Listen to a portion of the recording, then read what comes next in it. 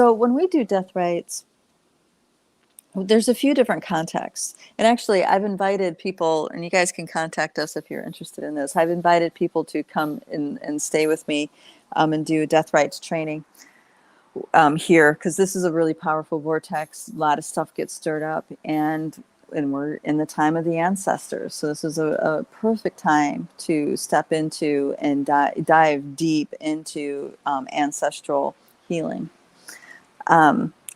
So we do death rites in a few different contexts. There's the death rites for beloveds who have passed, okay? And this is a significant practice because sometimes beloveds don't go into the light. Sometimes beloveds remain disincarnated, like that story about the young one who committed suicide. You know, the belief systems of the family, if everybody, or if there's a certain critical mass of people in their immediate environment that believe that they can't go to heaven if you commit suicide, they will be afraid to go into the light, and that energy beliefs that other people hold will actually hold them from going into the light, or even send them into the darker astral realms, you know. So there's the process of retrieving the soul, which is a beautiful process when they're not crossed over. Sometimes beings enlarge themselves in objects. Sometimes beings that won't go into the light enlarge themselves in geographical locations. Sometimes they're in other people. Okay, you know. So the very act of beginning the death rites process, that first step is extraordinarily healing. Because when you don't cross over, it impacts everybody in the family. You don't know that, but it does. It impacts everybody in the family. So once you retrieve, once you find where the soul is residing, lower world, middle world, upper world, right? You bring them forward and acknowledge them and let them know your intent. And that act too is a monumental act, because now they are engaging with existences in another part, in another realm, you know, and beyond the veil. They're engaging through the veil, okay? And that is something that activates soul memories for all involved in that. And then there's the actual unraveling of the energies that they carried in their life. That is amazing, especially when you have family members holding space for that. That is such a profound experience for the soul and for the family, because now that past beloved can also give final messages, final loving acts with their beloveds. So that's one kind of death rite, one way in which it can heal. And these are ones I'm talking about. These are usually beloveds that have passed recently, you know, within the past, you know, several days, months, or year. And then you can have death rites done on ancestors that passed many generations ago.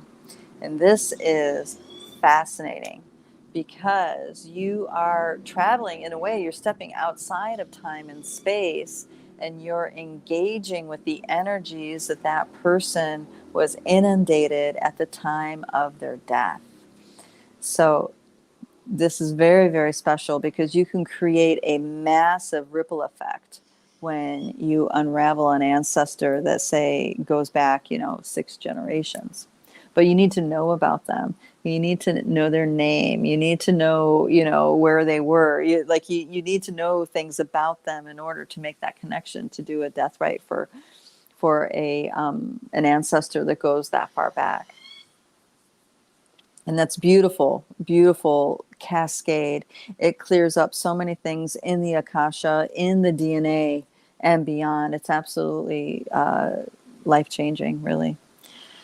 And then you can have death rites on yourself. Now, this is also an amazing experience. There's different kinds of death rites that you can do on a living being. There's little death, and then there's big death. The little death is disengaging all the energy centers within the body, so they're no longer swirling life force energy into the physical form. You actually disengage those energy centers. So I don't want to say pop off, but they're disengaged to a critical mass where you can feel your consciousness not in the context of being in a body. Let's say it like that. You can start you get the feel aspects of your consciousness that are not connected into being in a human body. And for many people, that's a huge wake up. That's like, whoa, that's a huge wake up piece. And then there's the big death. And this is where you do a full death spiral within someone's energy centers and you send them to journey into the upper realm. And it takes a willingness to let go. There's a surrendering that needs to happen for the full scope of that disengagement to happen. Okay.